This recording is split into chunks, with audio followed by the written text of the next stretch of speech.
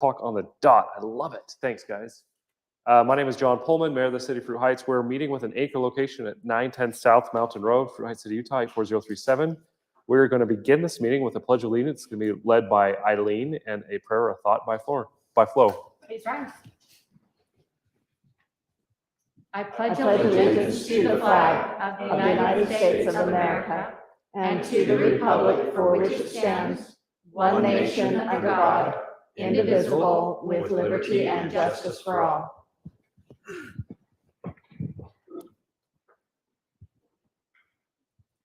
Our kind Father in heaven, we bow our heads and thank thee for an opportunity to live in this beautiful area and to serve the city of Fruit Heights.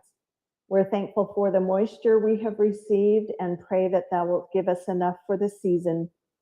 We're thankful for this opportunity to meet in peace and pray that thou wilt help us as we deal with decisions that need to be made, that they will be made in the best interest of our citizens. In the name of Jesus Christ, amen. Amen. Amen. Thank you, Flo. Roll call. Haley. Or Councilmember Gary Anderson, here. Councilmember Clark Cottrell. Mark Cottrell, he is Mark. excused. I don't know what I'm saying. Councilmember Eileen Moss, I'm here. Councilmember George Ray. Here. Councilmember Florence Sadler, Here. Mayor John Pullman. Here. Thank you. And on all of our agendas, we take 3 minutes to allow one of the city council members to do a training as to our responsibility as elected officials. Tonight is Gary. Gary, you have 3 minutes. You're on the clock. All right. So tonight I want to talk about the form of government that we have. Two typical forms of government are 6-member, 5-member council, and you know, your intuition would make you think probably that we have a 5-member council because we have 5 councilmen, but we actually have the form of government is a 6-member council because the mayor does actually count as a member of the council. He's what is termed as a non-voting member of the council. So does the mayor ever get to vote? Yes, he does. In the event of a tie or in the event of letting go or hiring a city manager. That was interesting for me to discover that the mayor has a vote in hiring the city manager. And I'm not sure exactly what would happen if there was a tie, but I'm sure that we could figure that out if we ever had to. And as I was exploring some of these responsibilities of mayor and city council, as far as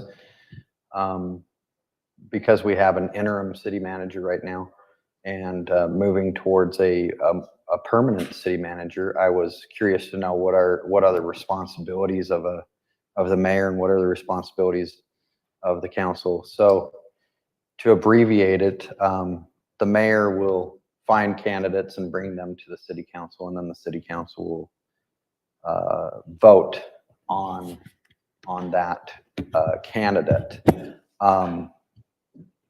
So most of us are familiar with this Powers and Duties book.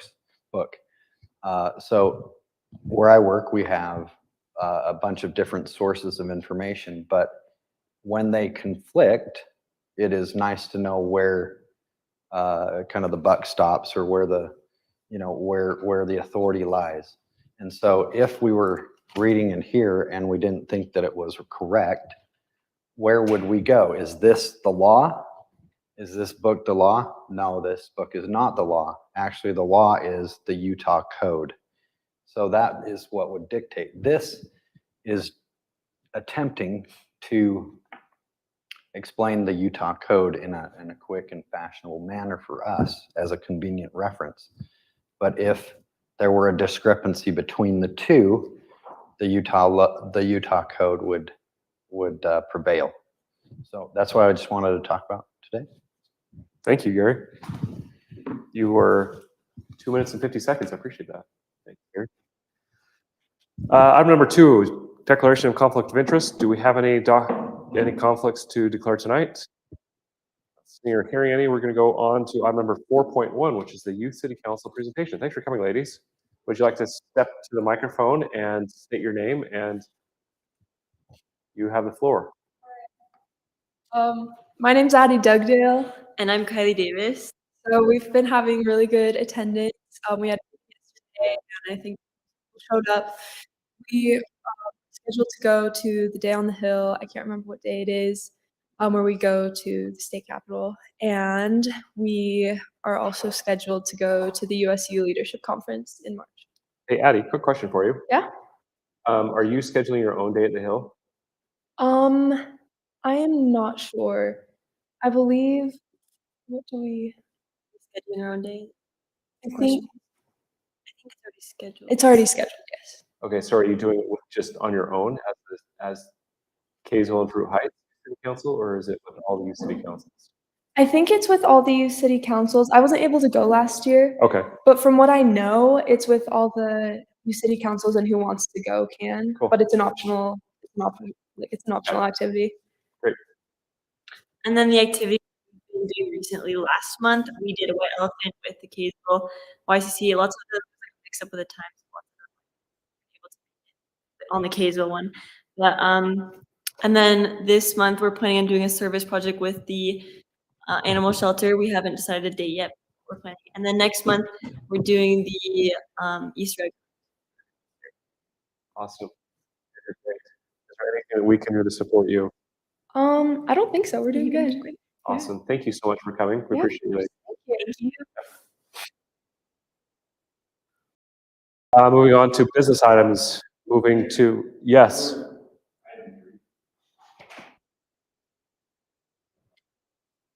Oh, bugger, thanks. Item number 3, public comment period. We put this on the agenda, on all of our agendas to allow the residents to present to the city council. Do you have anything for anyone who'd like to present tonight? Not seeing or hearing any. Thanks, Darren. Keeping on track. Item number 5.1, which is a public hearing for resolution 2024-005, amending the 2023-2024 Fruit Heights City budget for the 1800 East Waterline project. Thank you, Eileen. Second. Discuss resolution 2024-0. Thank you, Eileen. I heard a second from Gary.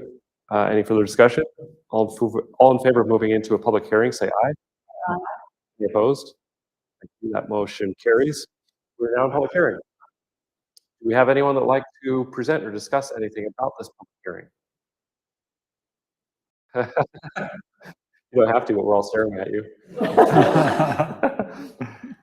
Maybe it would be good to have Darren Present. introduce you.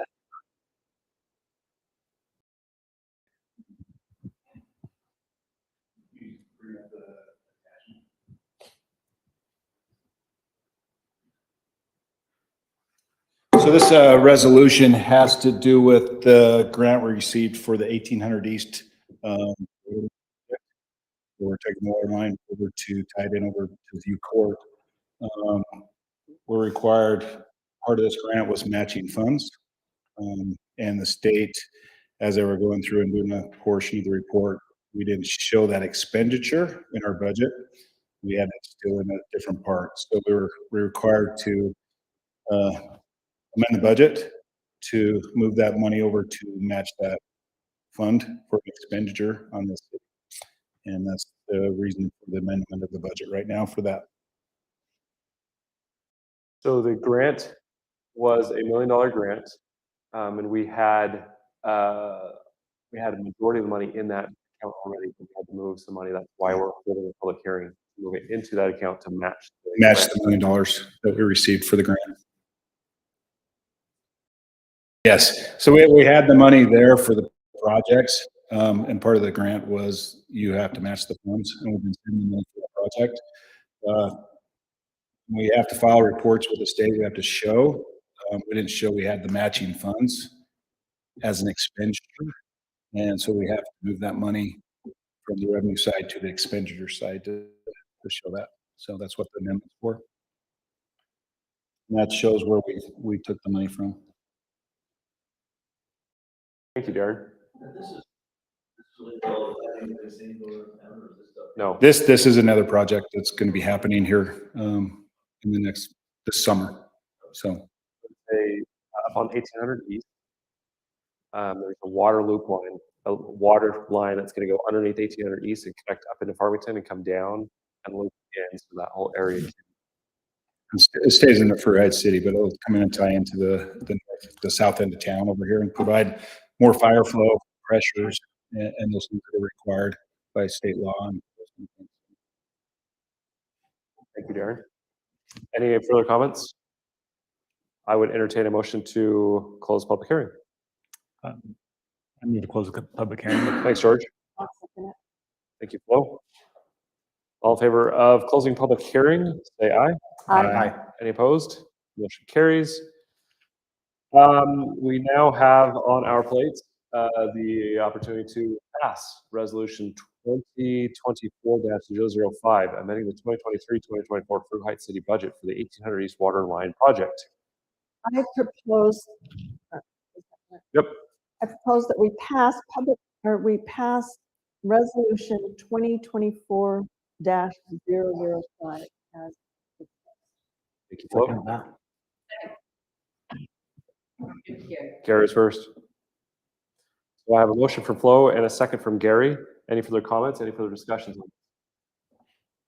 Then I would, it's a resolution, so it's not roll call. So all in favor of approving resolution 2024-005, amending the 2023-2024 Fruit Heights City budget for the 1800 East Water Line project as has been presented. All in favor say aye.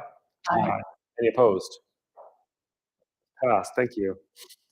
Item number 5.2, which is ordinance 2024-002, municipal code title 11A, update for new state legislation requirements. This went through planning commission, did it not? Yes. Gary, you have anything to present before we get into it? We did have a lengthy conversation in planning commission about much of this, adding some of the things down around, and it was, it was very helpful conversation, and I imagine that maybe some of you will have some of the same comments or questions, but I guess I'll. So was it passed, or was it? So they delayed the vote until yesterday because, and the reason why is because there were so many items that we were kind of talking about in different orders. At some point, it just kind of got a little bit confusing as to what specifically that they could be voting on, like exactly what. So what they did is said, okay, we want to have a final version to make sure that's what we want and that we agree to make sure we're all on the same page, because there were a lot of items that were talked about, and that vote was yesterday. I presume that it was passed because most people were on board as long as they were being understood correctly. So, and Darren's shaking his head that yeah, they passed it. So Can I ask you to put your mic up to your lapel? Darren, do you want to present this? Jeff's going to. Jeff, thanks for coming tonight, Jeff. It's good seeing you. Thank you. The mayor hardly ever lets me speak, so thank you for the opportunity. Just rehearse. These changes to the subdivision ordinance are a result of Senate Bill 174, which was passed last year in the legislature, regarding subdivision amendments to the subdivision code. This is pretty aggressive approach by the legislature and a series of aggressive approaches they've had the last several years. The biggest thing that it does, and we talked about this before, is that it eliminates city councils from voting and approving subdivision plats. It limits planning commission to only approving the preliminary plat. And it requires that the staff approve preliminaries and final plats. And this code, in this draft, as it is shown, has been drafted by our city attorney. And I wanted to make clear that you understand when we talk about staff, who that is. It's not one individual. It's different. It's myself, it's the city engineer, it's the city attorney, it's public works. It's all of those people collectively looking at a project. And it's pretty much what we've done anyway.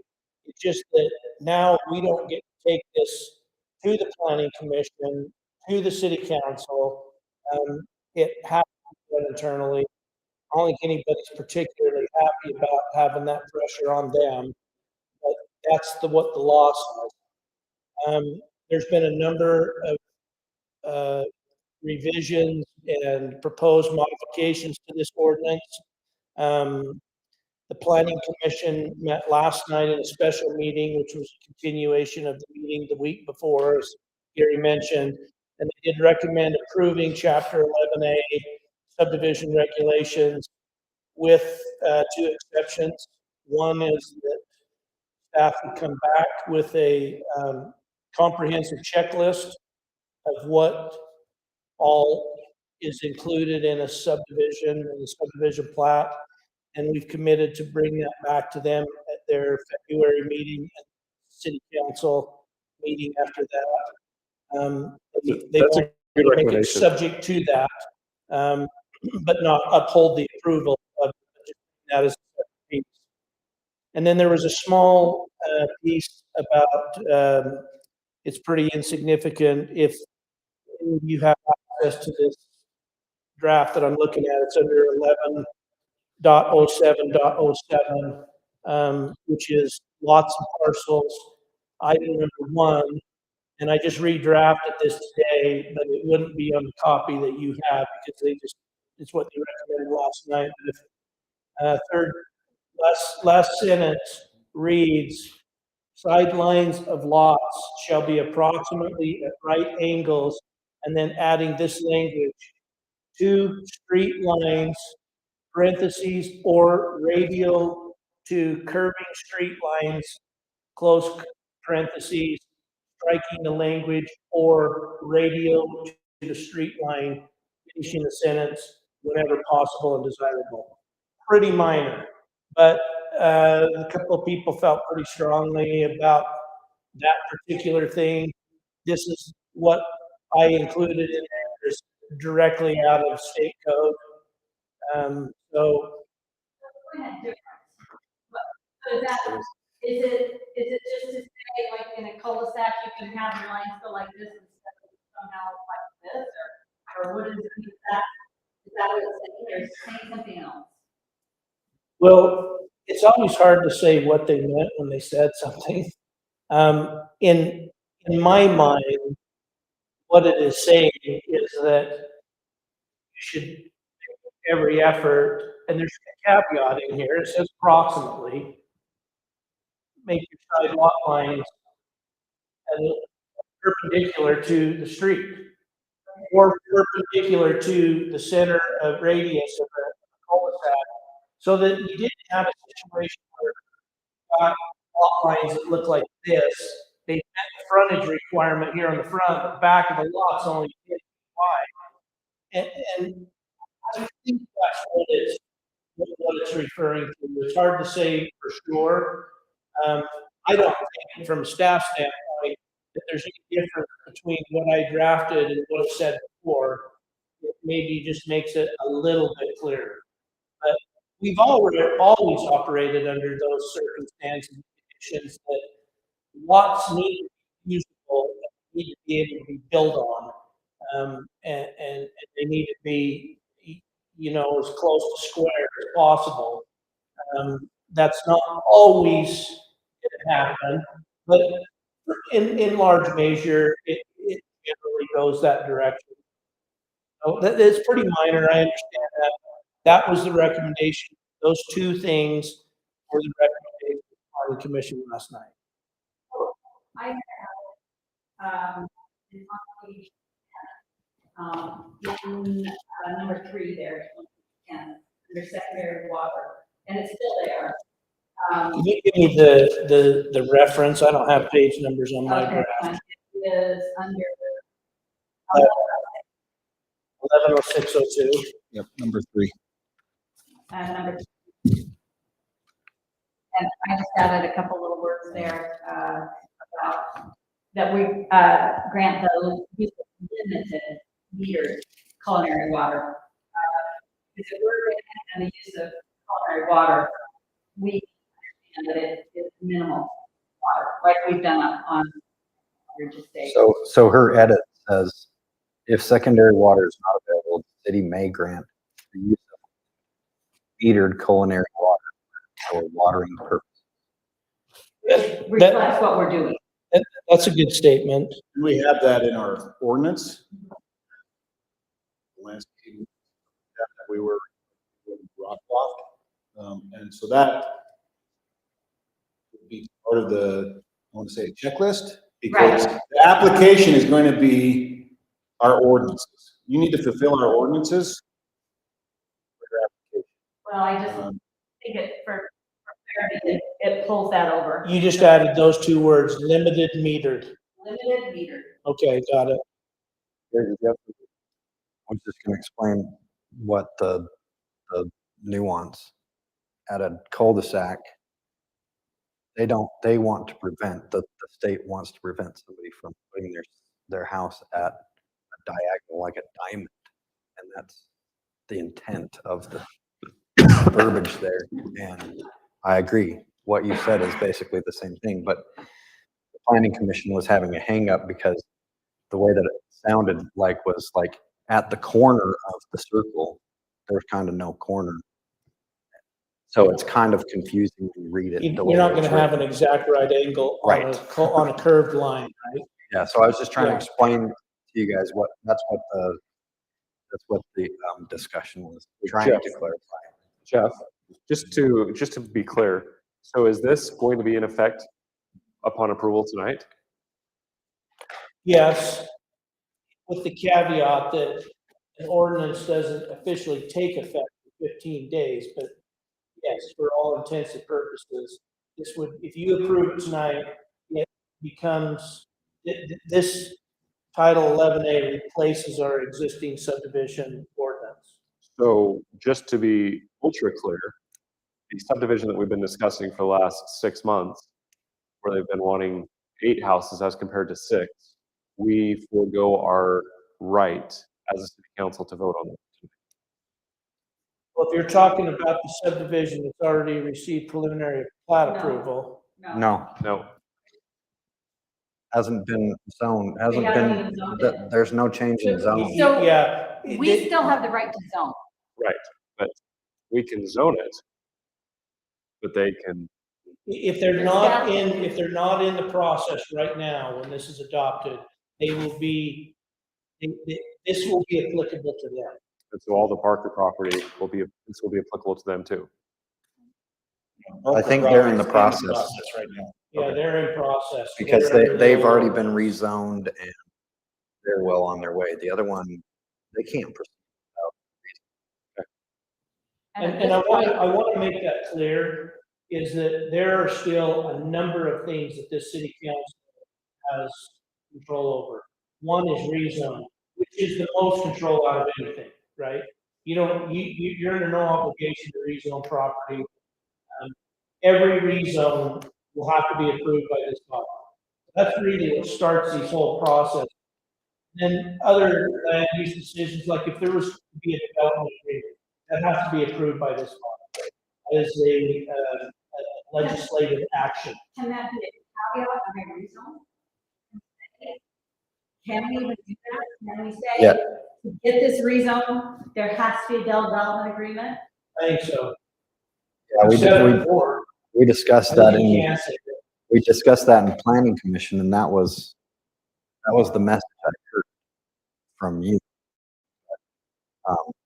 Just another thing that was helpful in the planning commission, and you should probably talk about this, but talking about front loading the thing, in advance, so that basically it's not like get this step done, then this step done, get this step done. Kind of having a lot of that understood before, So before it goes. Instead of in the preliminary, just approving like lots of streets, have a majority of the engineering work done in the preliminary so that the planning commission sees that. It's mostly complete. So can we rezone after that? Can we hold a carrot or a stick at the back end of it? I guess, You rezone in the beginning. can we flip it, rezone at the end? I don't know how you could do that, why you could do that. Just to allow the legislative body of the city the right to see how everything's going and how checklist is going before we pull the trigger and accept the rezone? I think that's a pretty legitimate question, and I think your hesitation is coming in that you're saying, well, they don't want to invest all the time and energy and money to But we be don't want denied to, at the end. we don't and want to that's- rezone if it's not going to meet all our standards and it's not something that's going to fit all of our ordinances. You can rezone subject to all of those things. But then why would the legislative body allow or grant a rezone if we're not feeling comfortable with that subdivision? Because our legislator took that from us. They've taken that authority, Yeah, that final say, so we're trying to insert ourselves back into the process somehow. Just as an example, there's been a couple of times I remember that the council rezoned a piece of property subject to a full subdivision approval. And if that didn't happen, that zoning reverted back to what it was before. I think you've got that authority, but I don't think you're gonna get a developer to design an entire subdivision not knowing if you're gonna get approved. It's a lot of money these days. But that's really, Mayor, I think a legal question that we ought to ask the attorney, because I don't know, I don't really have a good answer for that. I'd rather, Traditionally, that's not done that. but traditionally is out the door. We have lost all rights as a legislative body in the city. I think, we'd be happy here, I'd be happy to talk to the attorney and see what he thought about that. I'd rather ask for forgiveness than for permission.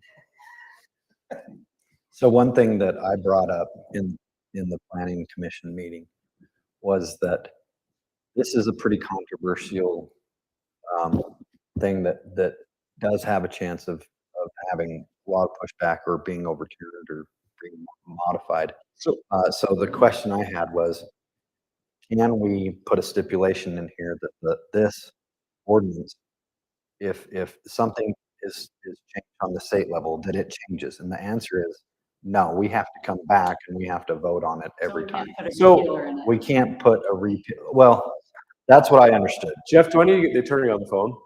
Because I'm of the opinion, like, no, what are they gonna do to us if we don't approve this? I don't know. So I have like literally zero ambition of passing this. For the fact that I would rather be told, because again, they're mandating all cities have to conform with this standard by a bunch of legislators who are home developers and they're property developers that want to make it easy on themselves. So I thought, Jeff, that when we talked about this in in planning commission, that this was a question I think you brought up. And it was Darren the talked to the attorney A- directly about that. I thought that we were at risk of losing the A and B road fund. Yeah, Which is about $200,000 They to us. threatened that. They threaten that every single legislative piece of legislation they push down the pipe. There's been some threats about losing some funding sources. I don't know.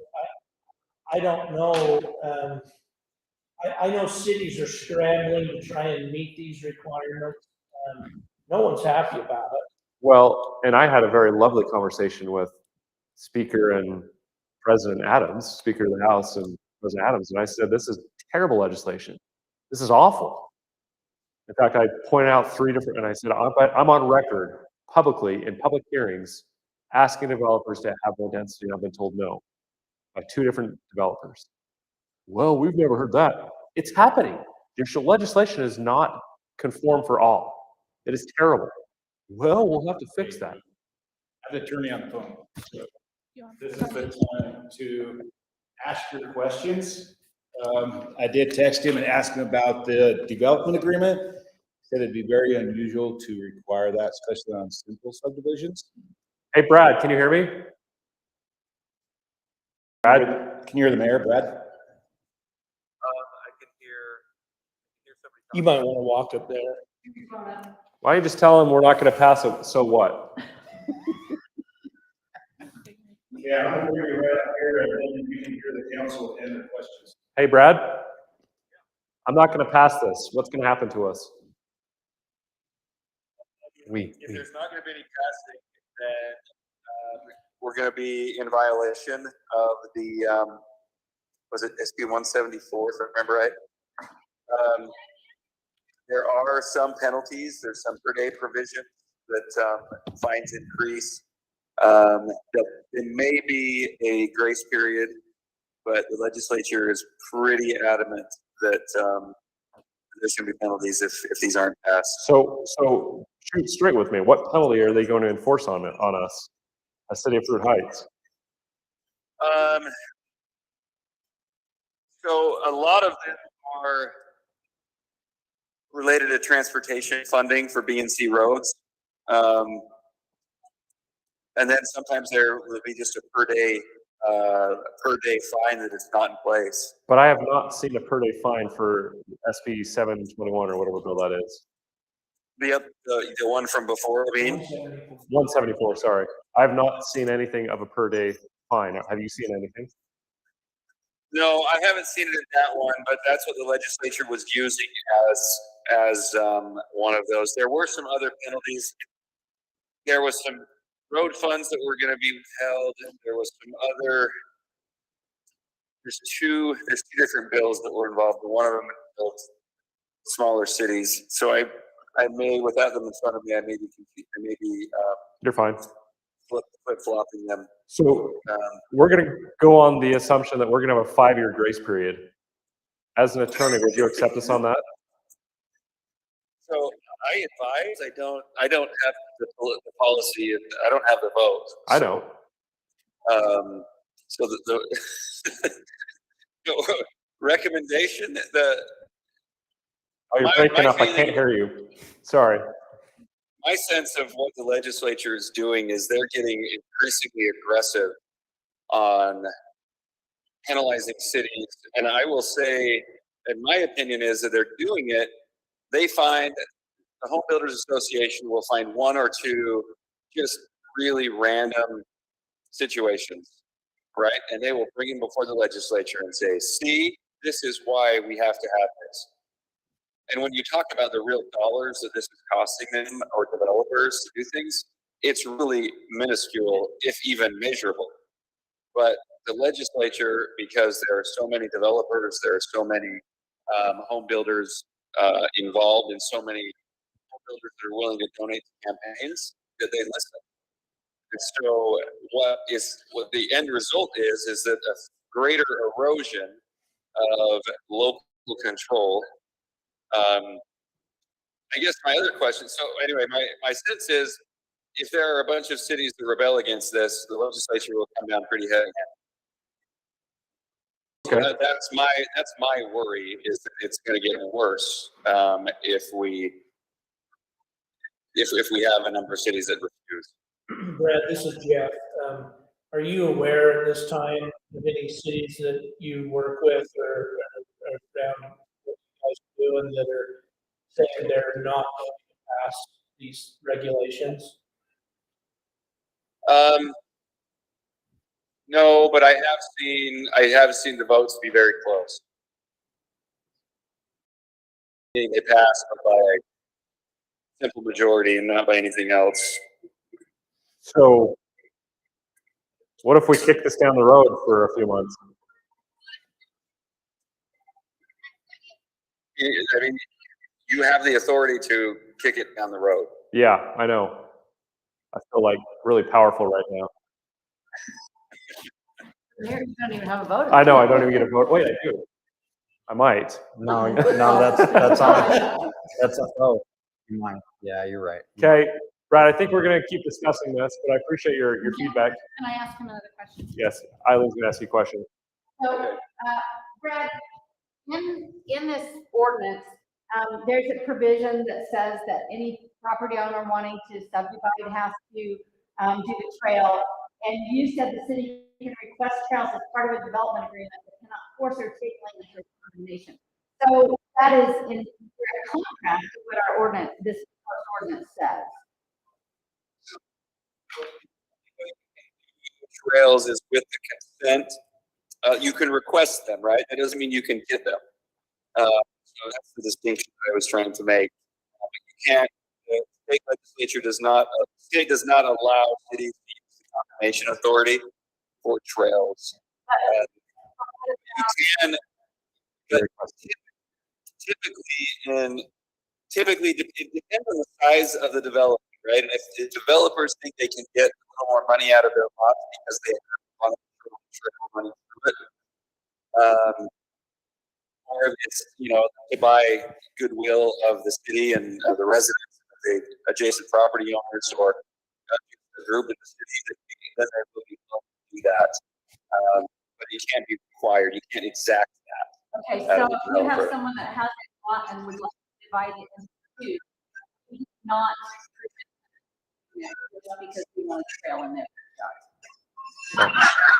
Say that again. So if you have a house that wants to subdivide, that has one lot that wants to go to two, and wants to make a backyard, you can withhold their subdivision. No, well, if it requires a rezone, you don't have to rezone. So I wouldn't say that you're exactly requiring it, but you say that, I mean, the way it would work is that, you would highly encourage them to agree to that, and it would be easier to get your rezone. Okay. So can I, So if it requires a rezone, if it doesn't require a rezone, if you have a 2-acre parcel and you want to subdivide, it should be granted. If you have a 2-acre parcel and it's in a 1-acre zone, an R1 1 acre, or 45,000 square feet, there shouldn't be any question that it should be approved. Mr. Chair, I think the question that I am posing is that if a trail that is shown on a master plan adopted by the city is part of a subdivision, approval of subdivision, can that trail be required of the subdivider? It can't be required. It can be asked for and it can be purchased. It can be acquired, but state law does not allow that as a required exaction. It can be an exaction, but it can't be required. So you can't say we're going to hold up your approvals unless you do this. Hey, Brad, Yeah. Gary's got a question for you. Brad, this is Gary Anderson. I just want to ask if we can put a repeal clause in this Title 11A, meaning that if the state, on the state level, if they repeal parts of this, can we put in there that it would automatically repeal, or would it have to come back for vote in the city council? No, you can. That's legal. You can put a sunset provision in it, or kind of there's two ways to do that. You can say this is, consistent with state law. And if the law ever changes, I mean, you can put an automatic repeal provision in there if the requirements change. Yeah. Brad, thank you. Wording, you have to be careful on the wording, but yes. Thank you Okay. for your time tonight, Brad. We appreciate you. No problem. I think so. If you need something else, I'm available. So. Thanks. Mayor, I move to table ordinance 2024-002 until Can we? another date. Yes. No, we can talk about it, and I'm just gonna go on the fact, that when I don't feel comfortable with this, I really don't.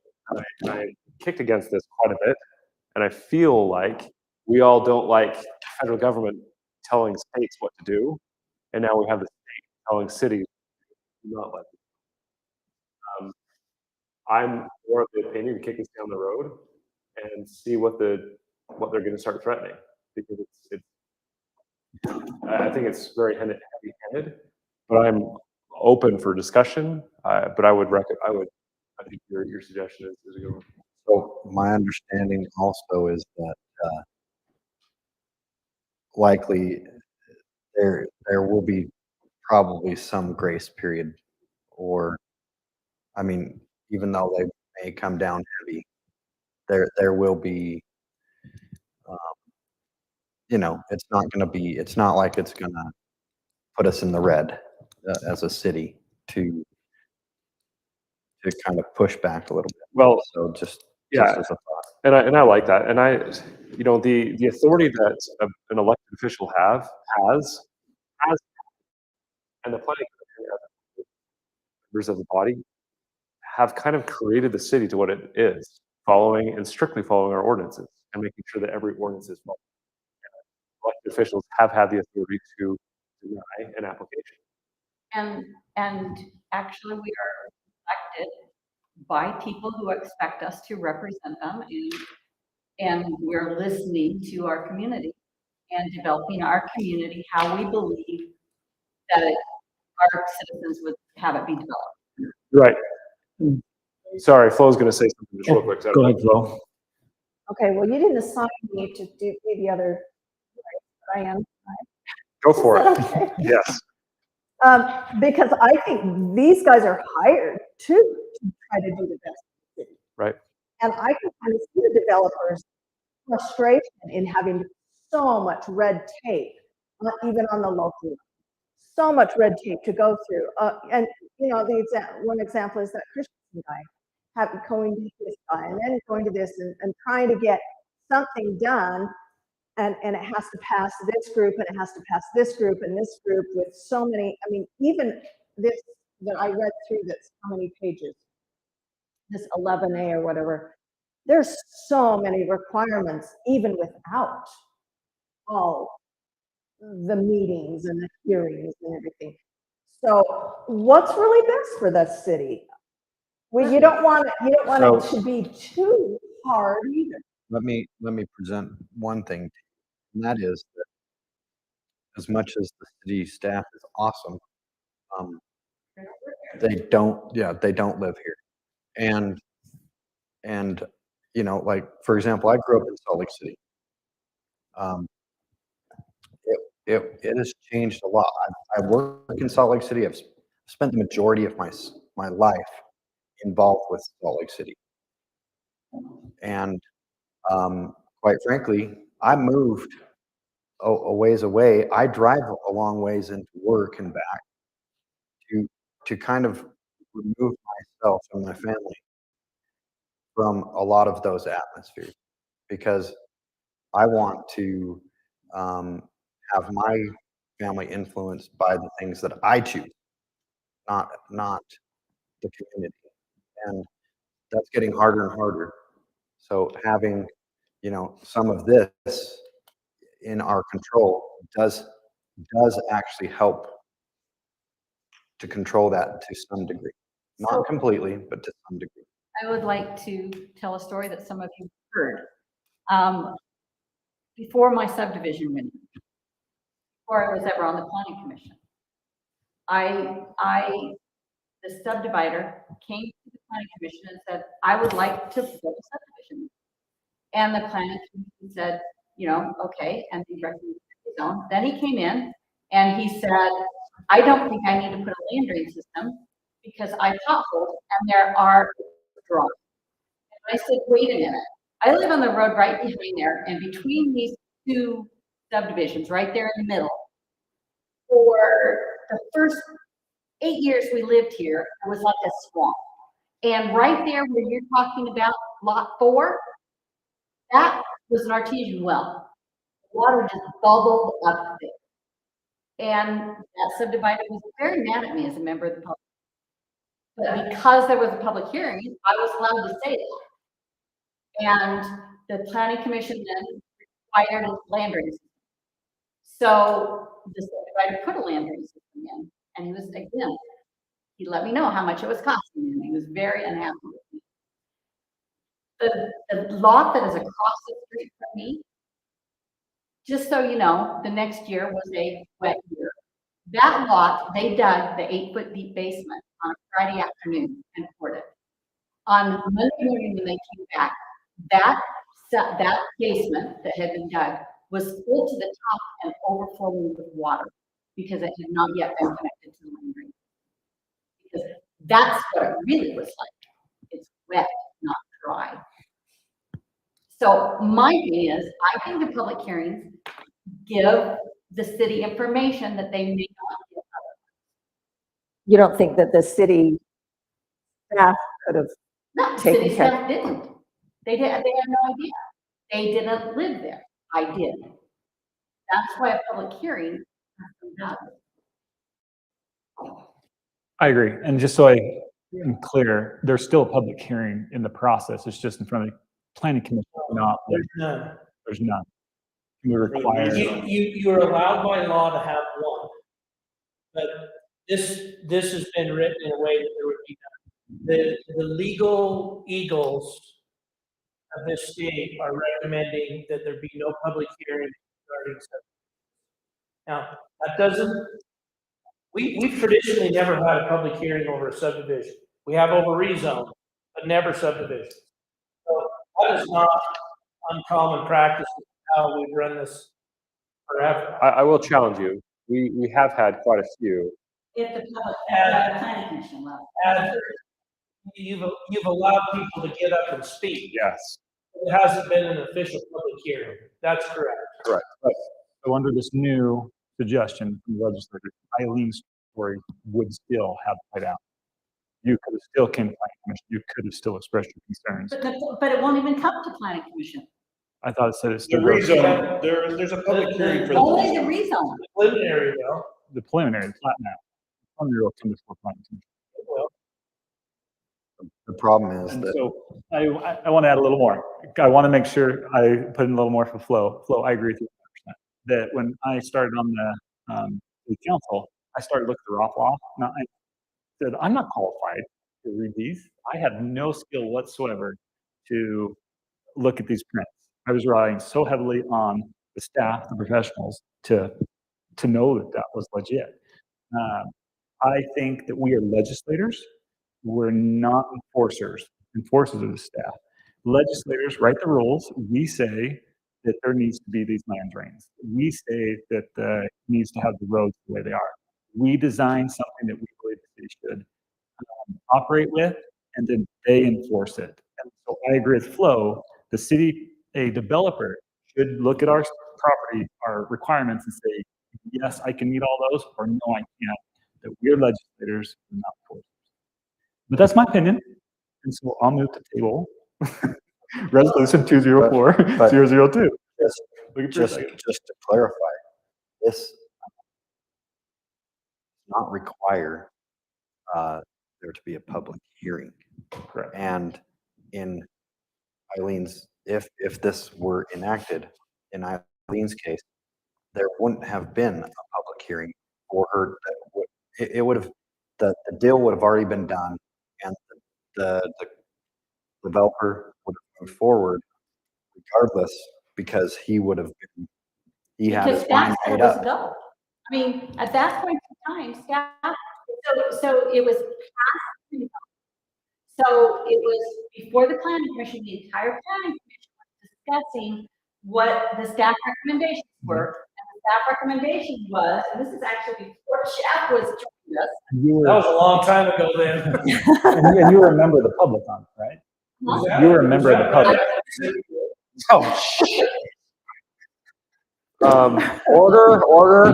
Let's keep So, things. so Jeff wasn't with us, we had a different planner at the time. And anyway, we had a planner. The staff report said, let's waive this requirement. Right. And as a member of the public, as planning commission was discussing waiving the requirement because it was before the planning commission. That's where I said, As a member of the audience. as a member of As the a member of the audience, audience, you weren't. So but if the planning commission hadn't discussed it, if it had gone boom, boom, boom, that's where it would have been. But we will discuss them. We decided the plot maps will go, the plat map. Plot map. We had nothing, it wasn't coming for us. The city count, the plat, or the first preliminary plat still is required. The planning commission. Not us. Council won't see it. Council won't see it. But you said when you made your observation, it was in front of planning commission. Correct. So your story still applies to the process because the neighbors could still come to the planning commission to get that plat, preliminary plat. But you also see how many neighbors have usually come. That's not my fault.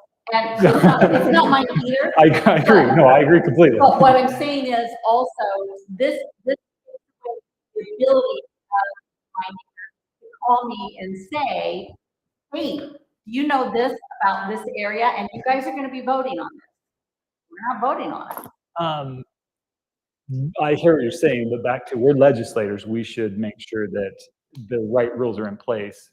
And if we're really looking for what you really brought to that meeting, maybe what we should require if possible is that citizens from around that development have to show up for the planning commission meeting.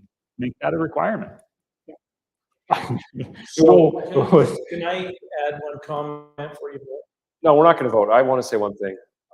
And that is, let's be honest with ourselves. We don't have that much land to develop. The mining orchard is pretty much it.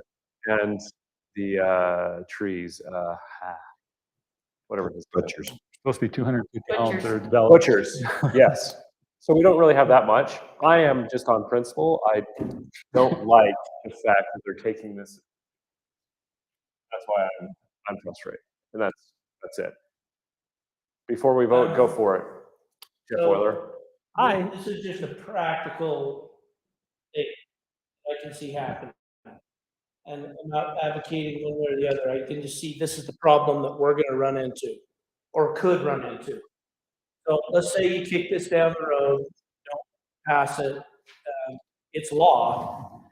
And the law was supposed to, we're supposed to be in compliance with the law February 1st. We're already past that date. But I can see a situation where we get this subdivision all worked up, and we say, okay, we're taking this to city council for final plat approval, and the developer says, no, we're not doing it. The law doesn't require that, we're not gonna do it, we're gonna sue the city. So you risk, I think you run that risk, and there's plenty of happy developers out there. I mean, it's almost all of them. So I see that as a situation that we could be up against. Are we gonna run that risk over? Now back to your comments that there's very little property left to develop. I just don't know, what do we do in that situation? Because it's likely to happen. So So where we stand right now, Jeff, is that there's going to be a checklist that's going to be reviewed by the planning commission and approved, right? We, as city council, put a lot of trust in all of you as staff members. We respect your opinions. We don't normally go against your recommendations and opinions. So if a plat came and all of you were saying, yes, this is a go, this meets all the requirements, the chance of us as city council of rejecting that is pretty low from our standards of what we've seen in the past. I just don't see us saying no at that point, but it's more of a case of, I don't know, maybe it's a little bit of my ego, I guess, that I don't like the state telling us cities what we can do and what we can't do. So, Everybody does. so Mayor, Yes, I feel like we have a motion on the table. we do. But we're also discussing too. right? Yeah. Or do you want a second? Actually, we should have a motion and a second. Once you before get a we discuss. second. Nobody second. So I have a motion from George to table this And I'll second that. and a second by Eileen. Are we all, okay? So now we can discuss. Further discussion on this motion. I think that we should get more voices from the citizens. I think that this is the part where we should be stronger leaders and see if we can get more voices that we can talk to Stuart Adams about. Say, this is, the citizens really do want us to have one more voice before plat map send off, or we're wrong. They don't care. If they don't care, then we should let the legislators, the state legislators. So the other thing right now is we're passing this, but we don't have that checklist in place. Oh, we're not So passing maybe it. we kick it down the road. No, no, it's tabled. The motion is to table it. And you seconded it. Yeah, but it hasn't been voted on. But tabling it does not mean that they can't work on that. They can keep working on it, but it's Yeah, not, we will. it's not, we're not passing it. That checklist We're- is we're also not- not critical. We're not denying it. We're not Yeah, we're passing not it. We're not denying it. We're just tabling it. Yeah, I agree. The checklist isn't critical, but I think it's good to have on Plan B B, may be that we have to pass. ready to go in case we. What if a resident Need was to sitting do in a that. city council meeting and listening to this debate? What do you think they would say right now? Yes, go ahead. In response to this, it strikes me, I don't know, there's an option, it seems to me, that if you don't have a city council meeting to review it, if it's going in your place, if you say that everybody within your yards or something like this, gets a notice, on their door or in their mail or whatever, that says that this is planned within your vicinity, there's a period for public comment, something like that. So that even though you aren't meeting here to do it, there's an opportunity that you put into law that says that now public comment has to be passed. You live right there. Do you have anything to say about this before we? That would already happen with the rezone. Everybody within. Quarter mile. Do the reason. So, but even with They that, don't like see the the plat. public comment period, like the developer doesn't have to care what anyone says. They can be really upset and pitchforks and grumpy, but the developer, because there's no legislative approval with it, it's passed by staff. There is no check and balance in that. Yeah. And developer could take all those guys to a jazz game and to dinner and be really good friends with them, and there's no legislative body. I promise you, no staff wants this put on their. I know. shoulder. I understand that. But it's on nobody's shoulders when it's not on somebody's shoulders. And so if there are raised, if such a thing would happen. Yeah. Then it would, well, what I'm trying to say is, there would have to be some, they would have to raise an objection based on some code or something for it to have teeth. Yeah. If they can do that, then it's just like, oh, there's water and nothing. Right. So I have a motion on the table to table ordinance 2024-002. A table motion, anytime you want. Yep. Yep. So I'm going to ask those, all in favor of tabling ordinance 2024-002. All in favor, say aye. Aye. Any opposed? Me.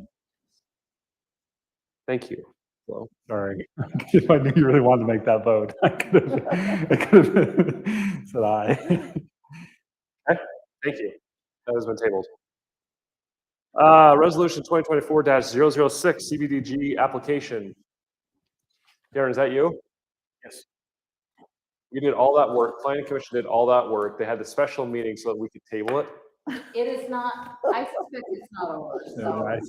I suspect it's about.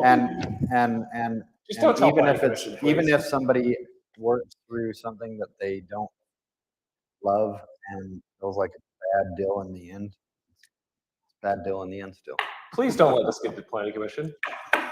We just tabled their 3-hour over 2-day discussion. Discussion. Yeah. I'm sure they'll hear. So, okay, so this resolution right here is for the CDBG grant that I put together with the county. It's to be able to even send in the application. So we put in there pretty much what the application is. We're requesting $250,000 with the city having $50,000 to go along with that.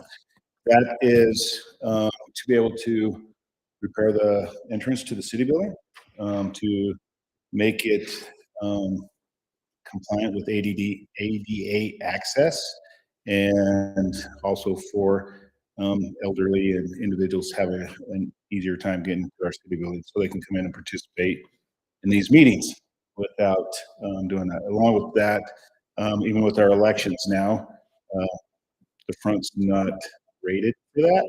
So we have to bring anybody with a wheelchair or that kind through the back door to come in for elections.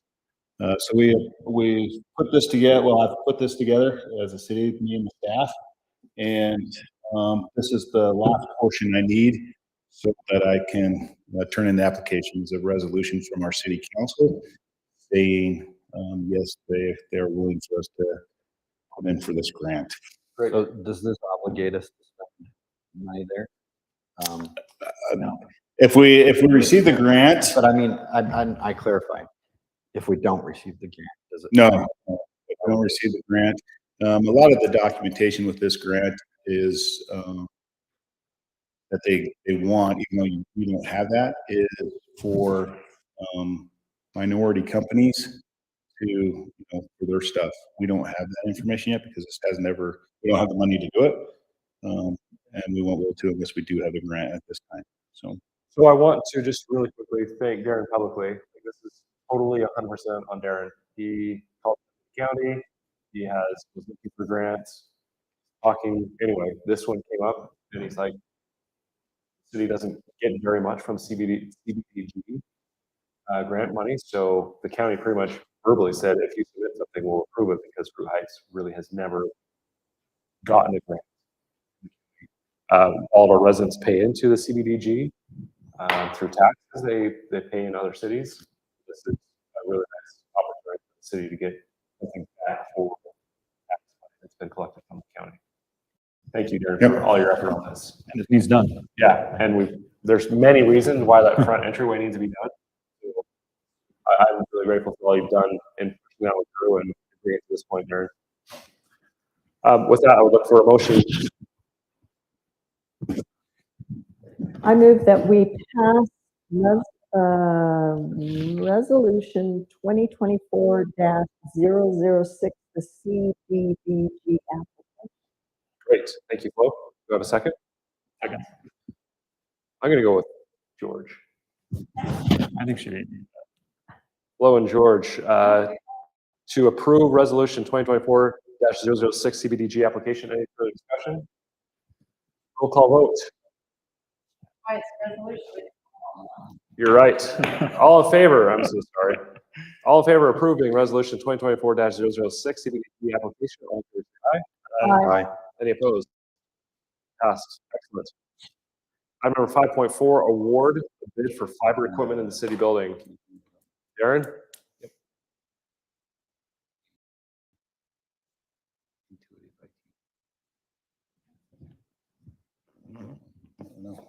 As I was reading the Is that the resolution, one I up? saw that all our names and your names. Well, me too, but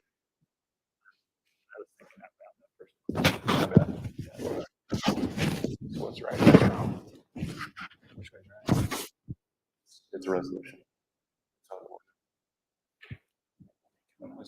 Price on it, Haley? Can you scroll down? So along with the fiber project that's going on in the city, along with that grant that Caves will put in, participated in, part of that grant is our responsibility is to prepare the city office for the fiber coming into it, and then being able to take it out to the different parts, our parks, and provide Wi-Fi and to the pump house and to our other infrastructure throughout the city where we need it. I went out and I'll tell you, I do not know a lot about this kind of equipment. Went out and got 3 different bids. I have a bid from Computech, which is our IT department we use right now.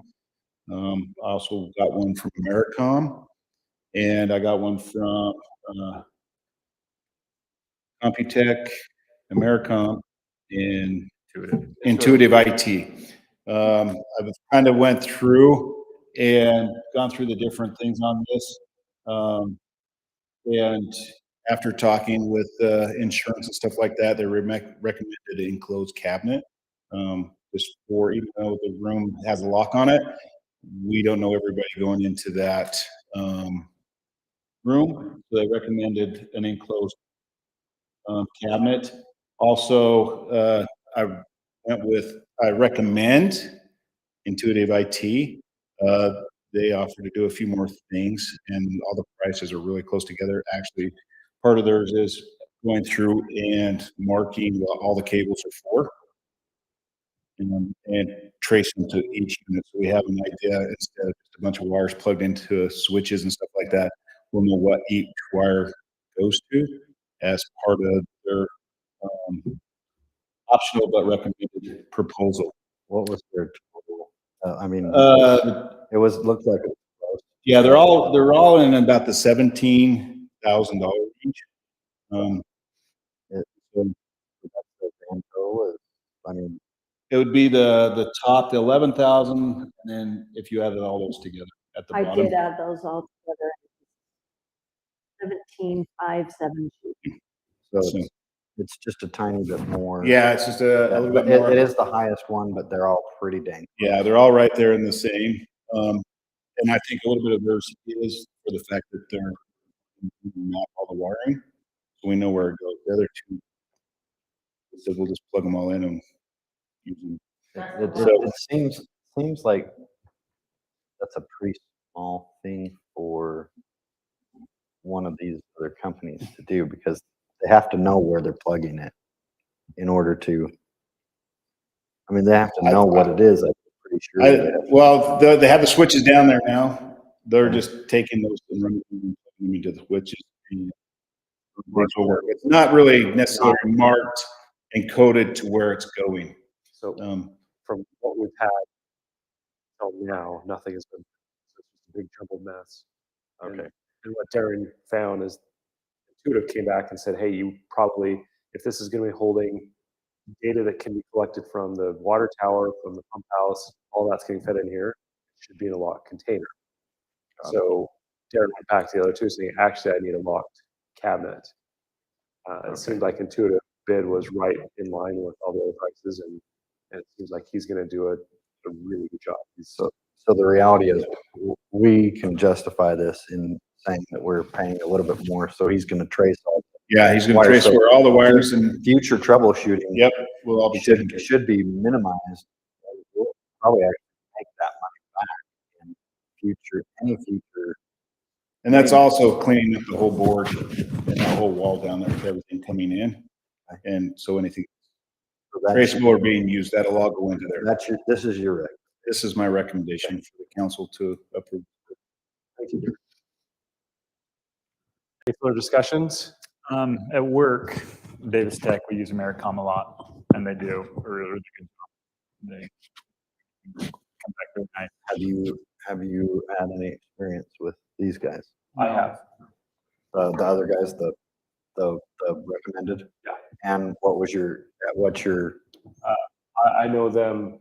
I've worked with both of them pretty closely. I think Intuitive is more food. They're more, they want to get really good job. They're growing. So it's not an Americom like we are Americom. We do what we do. It's a smaller company that has 12 employees, and they fight for their work and they do a really good job. and they do a good job. That's what I want to know. I have not seen a project that they have done. Question. So George, you said you worked with this other company. Has there ever been a time when you needed to go back and look at that wiring and, you know what I mean? Like, it's better? I don't know about the current situation, so there's the scope of the work, and they will do a good job with the scope they're involved in.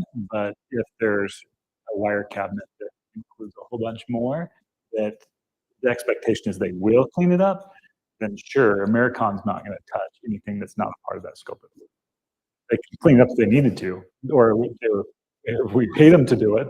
But if Darren's saying the other ones can clean up the wire cabinet, great. But as long as it's explicit, because it's Thanks. not an easy task and it's a pain in the butt and It's a lot of work. I would make a motion to approve the staff recommended purchase of the internet connection. or No, I the do have fiber one connection. question though, and I apologize, I haven't dug through this closer. Do you know the equipment brands by chance? They're not necessarily the rack and stuff, but switches. I can see that one of them is going with Eaton, that's CompuTech. Maricom, I don't see a brand. Did they say, Darren, do you know what brand they're using? Are those parts from Innotek? Did Innotek break the parts out? Did they say No, what- and I'm looking right now in a Intuitive. Cause The that Intuitive- does make a difference, but And the Intuitive, I'm not really seeing anything either Intuitive, sorry. on what equipment that's the rack. No, they just have a switch, PoE switch. They're not necessarily saying the brand either. And so I would encourage staff to go back and figure out the brands because that will make a big difference on the longevity of equipment and So- also the maintenance and support of the equipment as well. So maybe we consider tabling it for one session just to find out that. So Gary, you need I- to withdraw your. I withdraw my motion. Okay. Do I have another motion? Motion to table this to get just a little bit more information. Okay, one more discussion. These are valid for 30 days, the bids, so how soon can we get back to it? I don't think we'll have a problem with stating the bids. Some of the bids I've had before, and then once I got the enclosed cabinet and from insurance recommendation and stuff, I went back to that and said, hey, switch to this kind of cabinet, so can you bid that out with that, and the changes you need to use an enclosed cabinet? And that's. The timeframe is just to protect them so that if something happens catastrophic and prices skyrocket on a switch. So Darren, maybe what we do is just ask them to give us a list of the manufacturers. George obviously knows this business. So if he can review it and maybe give recommendations between now and next council meeting, if there's a particular brand that he doesn't favor, maybe we just request an updated to go to a different. I have this all the time where I work, but I'm not particular, but I'm kind of always the communication guy between having to work this out. And so Darren will help you with this, okay? All right. Because we want to know the support that each product is. Is that right?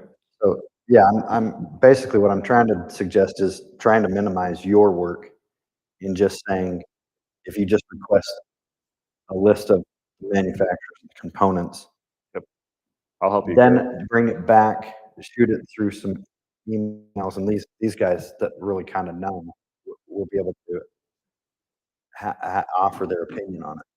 And then that's really all you're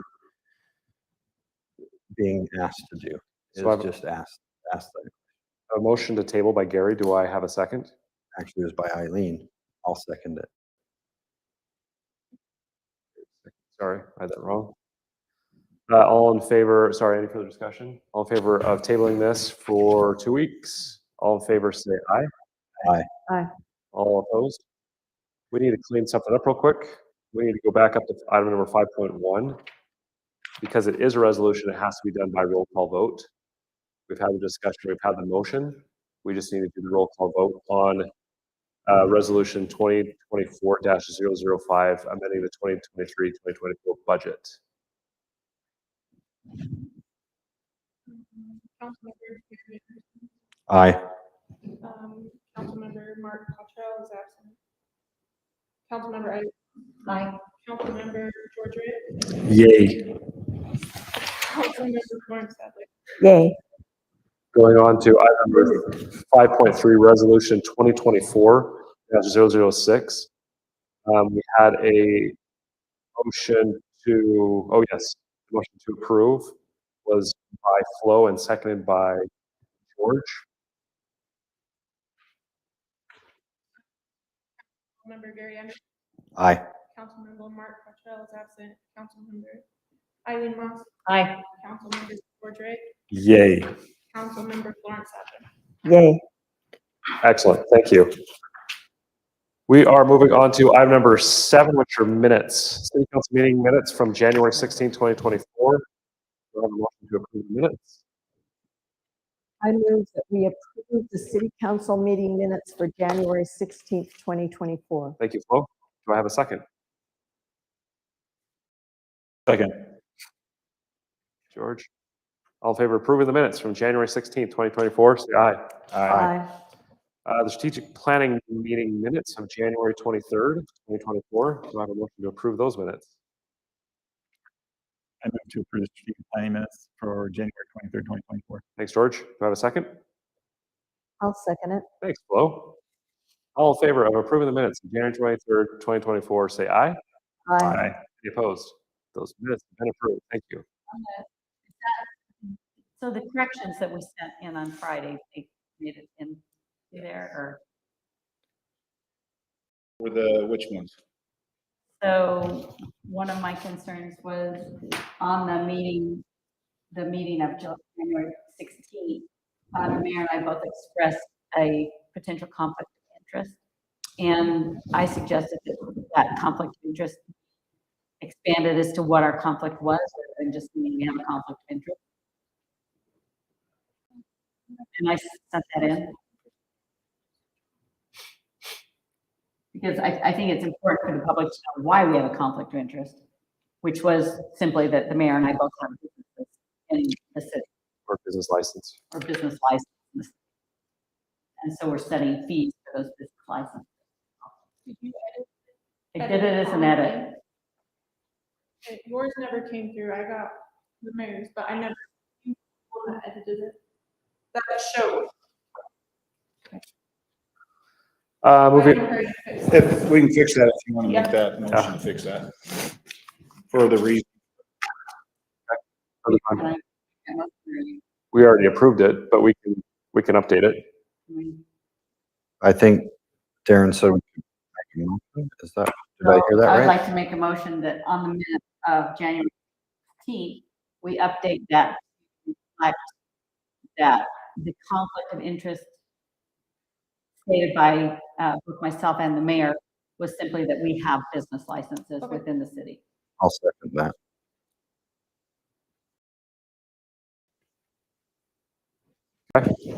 I have a motion from Eileen, second from Gary, to approve the minutes of January 16, 2024 with the stipulating that Eileen and I have a business license within the city. All in favor? You're clarifying. Clarifying. All in favor, say aye. Aye. Great. There are no appointments tonight. We're going to move on to item number 9, with city council reports. Gary Anderson. So you've heard a little bit about the planning commission. It was a good meeting there. Mosquito abatement. Really, they've kind of just been talking about some of the financial stuff as far as four-wheelers and some trucks and doing some stuff with, they have an airplane hangar up at the Ogden Airport, kind of some of their financial stuff, nothing that you need to be overly concerned about, but they do give some statistics that are pretty helpful in the justification of the cost of doing mosquito abatement. So if you were interested, I can try and get better, I can become better versed and explain that to you.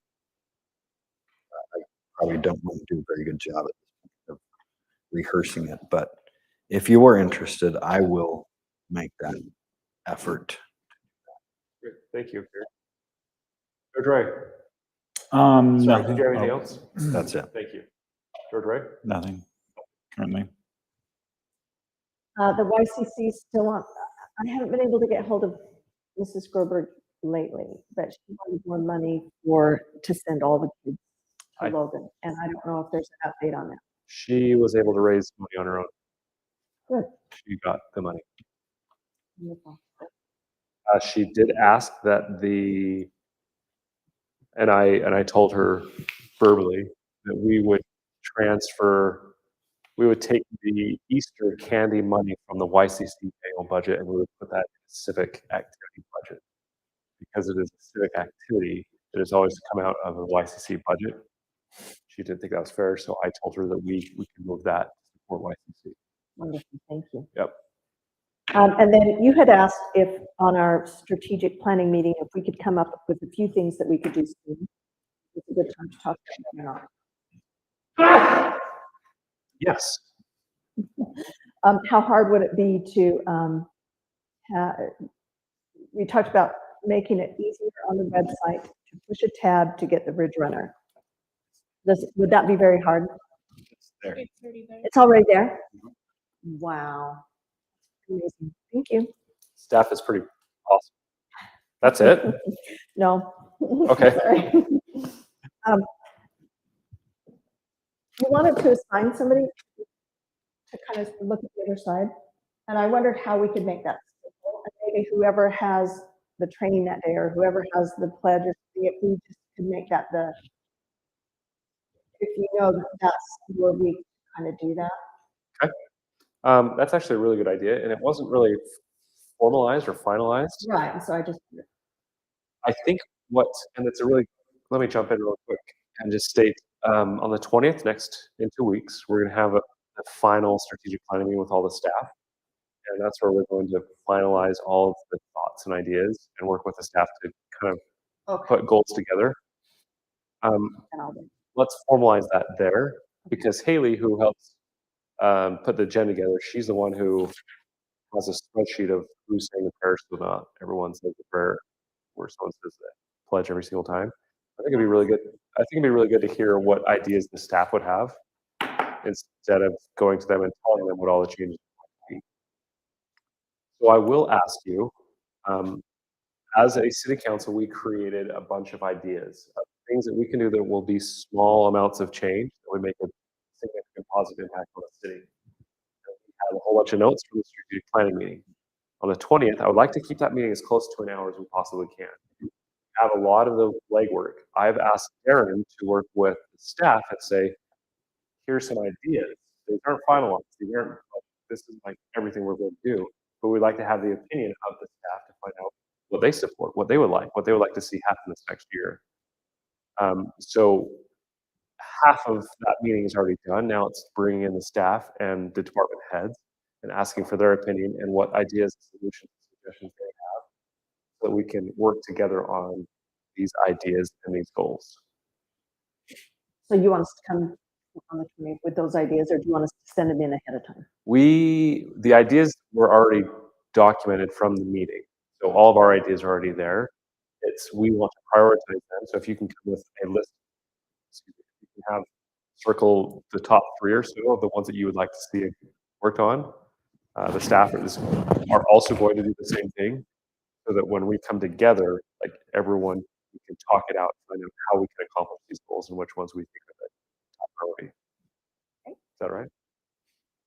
Did you have anything else, Flo? Thank you. Eileen. So, with emergency preparedness, the more it's front and center, the more we're thinking about things.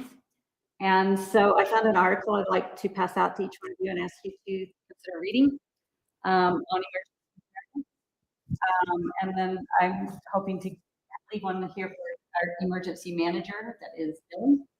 And we have in the past done some field walk exercises here at the city council level.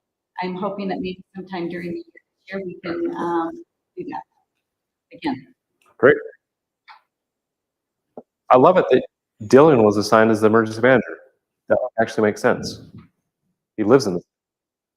Awesome. I don't know if that was you, Lane, or Darren, but thank you. That's a good idea. I like that. He could be here the quickest. Anyway, I would encourage you to read it and just maybe it'll bring emergency front of your mind a little bit. I think sometimes it gets back away and nothing bad has happened for a while. It goes away in the minds of our citizens and work on it. Great. Item number 10, mayor report. Buckle up, team. You've got a rogue name going off the wall. If you didn't happen to read the recycling article in KSL, my phone, like literally within 20 minutes of that thing going on, I got phone calls that I was against the recycling, the bundled recycling program for the county. Tomorrow night, I have a board meeting.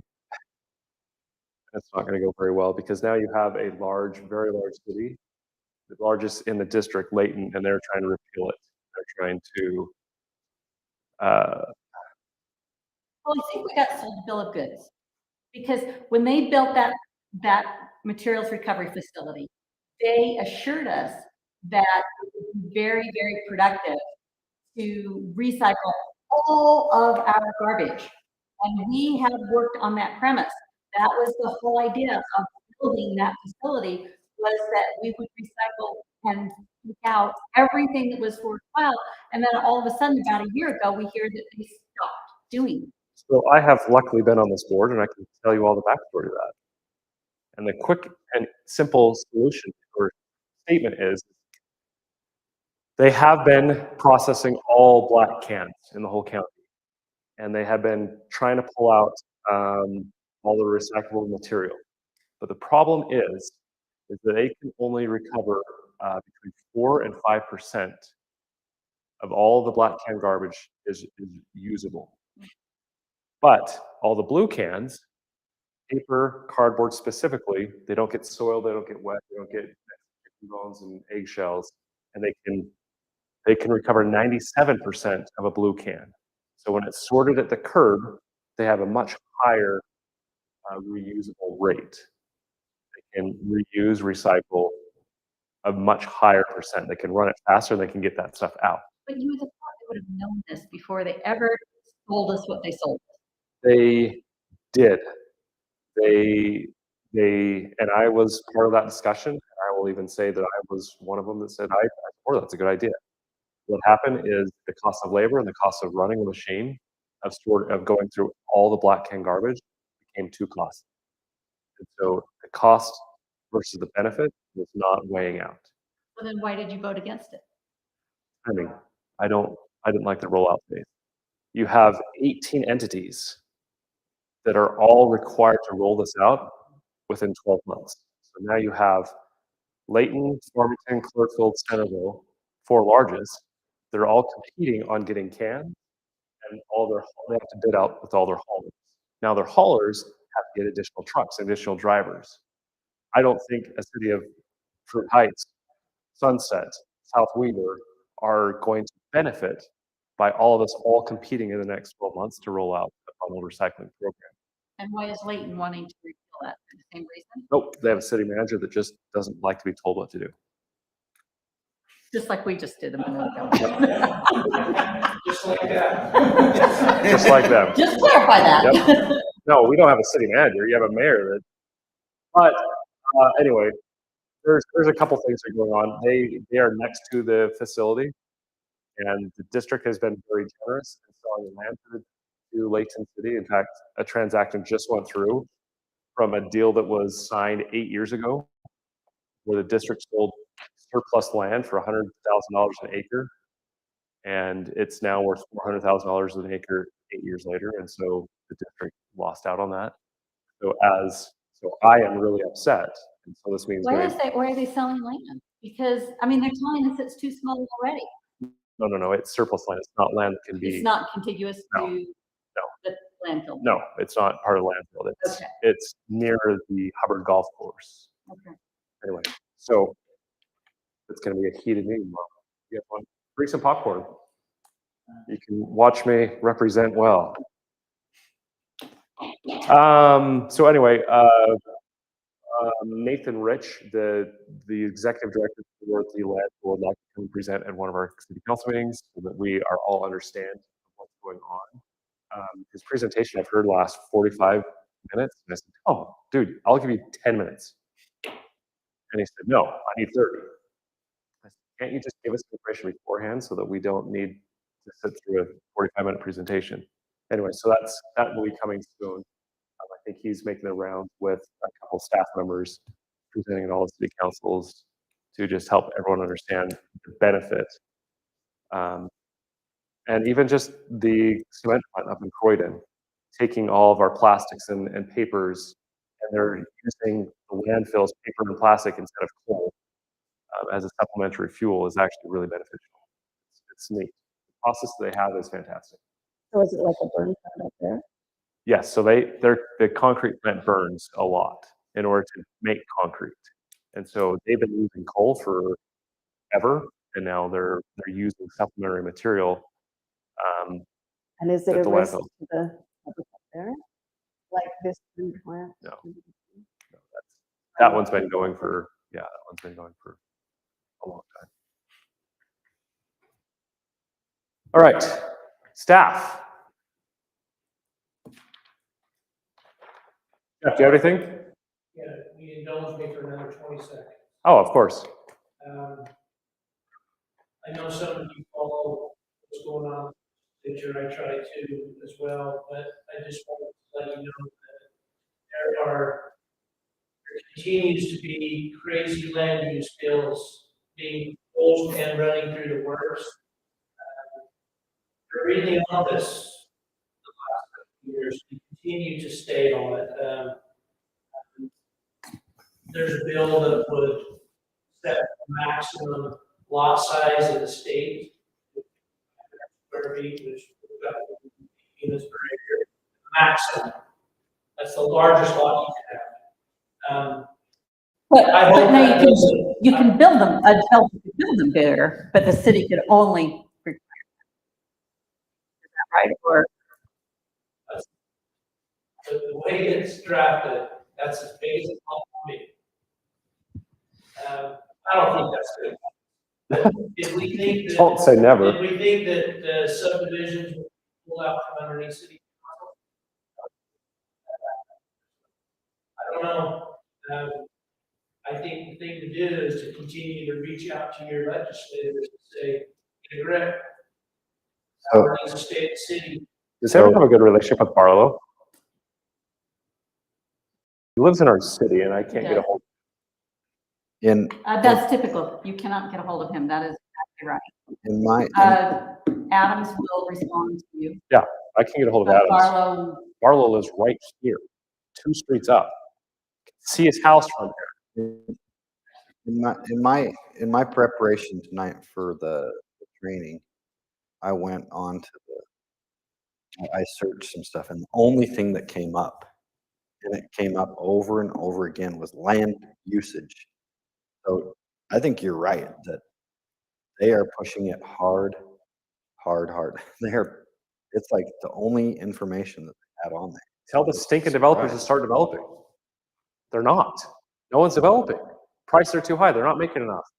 Good heavens, don't get me on a soapbox, UTA, whatever. I didn't necessarily look at it. It's all the same. There's lots of pushback. There's lots of pushback. Thanks, Jeff Boiler.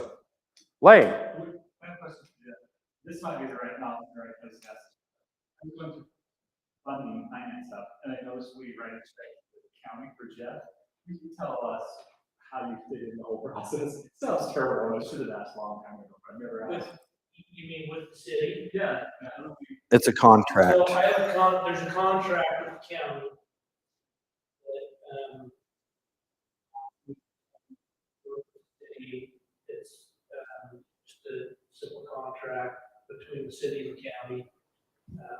That billing I only send the bill up once a year, so you see that's for a whole year. You do same thing for other cities, or is it just? No, we used to do it for a few other cities, South Beaver and Sunset. But this is the only city that we're still doing it with. Just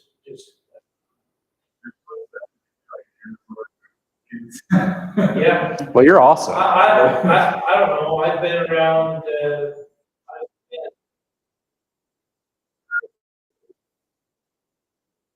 under Eileen's saddle for this long. I think just continue until one of us is gone. Does it go the other way? No, I think I've been burned with your saddle. Yes.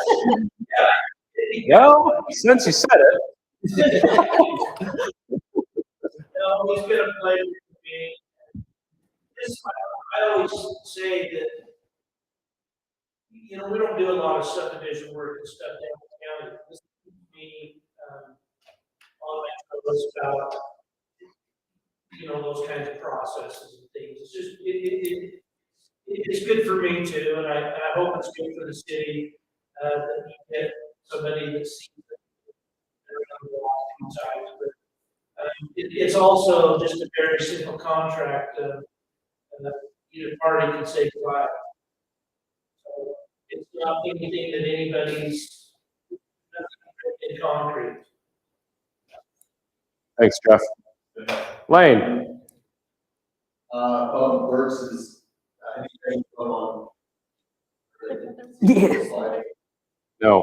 Smith Stone Street area. Where we came across the pipe with a storm drain into Bear Canyon, where it drops off the hill. Yes. We had a slide there? Big slide. Oh, bugger. It's little. Okay. There. Whose responsibility was that? Was it? Okay. So they're paying for that out of, nice job, Lane.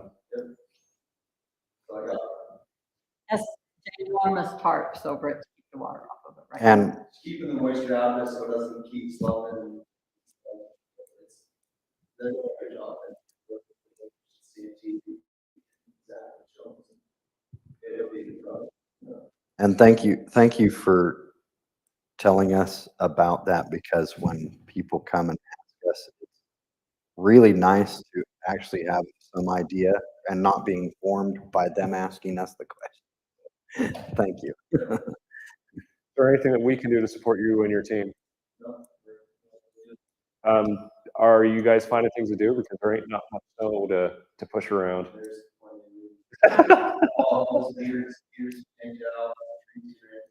That's great. You're awesome. Thank you. Yes. I don't think anyone will. Oh, I'll complain. Darren? So, just starting the budget process, and staff, getting their stuff together, and then the staff now started going through the budget and starting to put that together. So we should have some stuff coming to you starting in March for that process. I took the opportunity to take, I think I've took 4 classes now, 4 or 5 classes on budgeting. So just, that was one of the things that I needed to get some training. So I took that opportunity now, took 4 classes now on budgeting. So been interesting. Got 10 pages of notes that I keep going back and forth to. But So has it been helpful then? that process. What's that? So it's been helpful then? Yeah, some parts of it, yeah, really helpful. Different things that are involved in it. Yes, as far as revenues for sales tax and how to go about that and try to be close. But yeah, there's different things that are interesting, and it seems like each one of the trainers have a little bit different way of trying to go about it. But it's been good. I also asked Crystal to look into a couple different classes also on budgeting, so that process can run smooth this year. What training, sorry? I've been taking some training from the League of City and Oh, Towns. okay. Done a couple of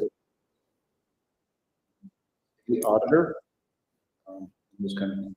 So I've been just doing those things Thanks, on Darren. my time. And then just kudos to the Public Works Department. They had 2 audits the other night, same amount of time, and we were able to get that taken care of in prompt time. So there's a lot of things going on behind the scenes that some citizens see. there's a lot going on. So that are some things that is coming your way. One piece of information on the training stuff. I did get an email the other day from Davis County Library that the patrons for the library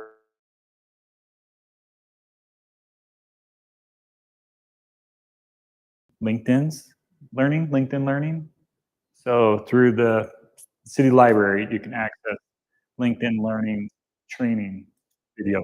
So there's like 5,000 videos. There's like 3 or 4 major training companies like Udemy, Coursera, LinkedIn is one of them. And so it's a huge benefit that I think they probably charge $100 a month or something like that to have access to LinkedIn Learning. And we get through the library system for Utah. So consider that as you're looking for trainings, LinkedIn through the library. Darren, thanks for taking the initiative. Jump on those things. You're doing a great job. Really appreciate all you're doing. Thank you. Yes. Are we scheduled to have a meeting on March 5th, which is the caucus night? I think we will probably take care of most everything on the 20th, but we're keeping it penciled in. But I don't think we're going to be meeting. I don't think we should. Yeah. Yeah. Yeah. And- I think if you really want us to have a voice, Don't do it on a caucus night. don't do it on a caucus. Yes, but it's still on the calendar, so I'm not going to cancel it until I know exactly what's going on. We might move it or something like that. And as a reminder, that would be when we need to finalize a city manager permanent position. Just at least if we accept what we discussed in strategic planning. Great. That is the end of our agenda. And I Motion would to adjourn. Aileen, Second. George. My favorite motion. All in favor of adjourning, say aye. Aye. Any opposed? 8:42.